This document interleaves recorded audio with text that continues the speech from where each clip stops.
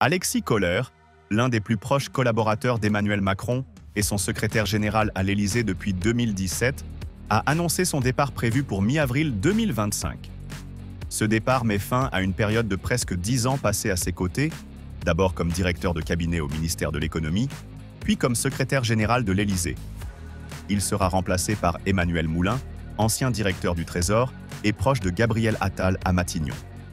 Ce changement intervient dans un contexte politique où Kohler, surnommé parfois le vice-président, en raison de son rôle discret mais décisif, laisse un héritage marqué par sa longévité et son pouvoir au sein de l'administration. Né à Strasbourg en 1972, diplômé de Sciences Po Paris et de l'ESSEC, Alexis Kohler possède un parcours prestigieux.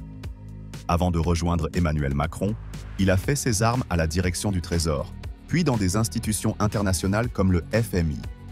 Sa carrière dans la haute fonction publique l'a vu côtoyer des personnalités comme Pierre Moscovici et Arnaud Montebourg, avant d'intégrer l'équipe de Macron en 2014. Ce dernier, ministre de l'économie à l'époque, a fait de Kohler son directeur de cabinet, entamant ainsi une relation professionnelle qui allait durer. Kohler a été un acteur clé derrière de nombreuses décisions importantes, des réformes économiques au remaniement ministériel. Sa présence a été omniprésente, bien que souvent dans l'ombre. Les critiques à son égard se sont intensifiées lors de la crise des Gilets jaunes, certains estimant qu'il n'avait pas anticipé l'ampleur de la révolte populaire.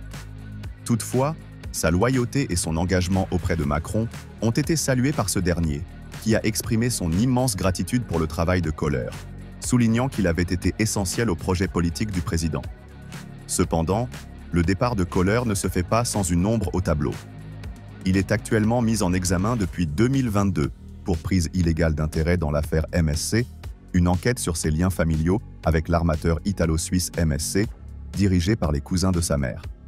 Ces accusations portent sur son implication dans des décisions administratives relatives à MSC alors qu'il était haut fonctionnaire. Il a toujours nié tout conflit d'intérêts, mais la situation a terni son image publique.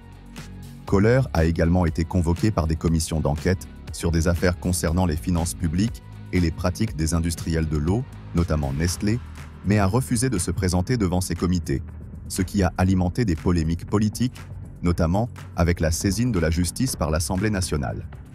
Le départ de Kohler marque un tournant pour Emmanuel Macron, notamment en raison de la longévité de son bras droit. Seul Jean-Louis Bianco, proche de François Mitterrand, a occupé le poste de secrétaire général plus longtemps que Kohler, renforçant ainsi l'importance symbolique de ce départ.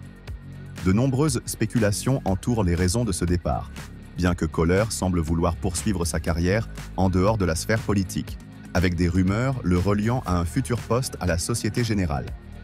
Abonnez-vous pour plus d'analyses détaillées et pour suivre les évolutions de l'actualité politique.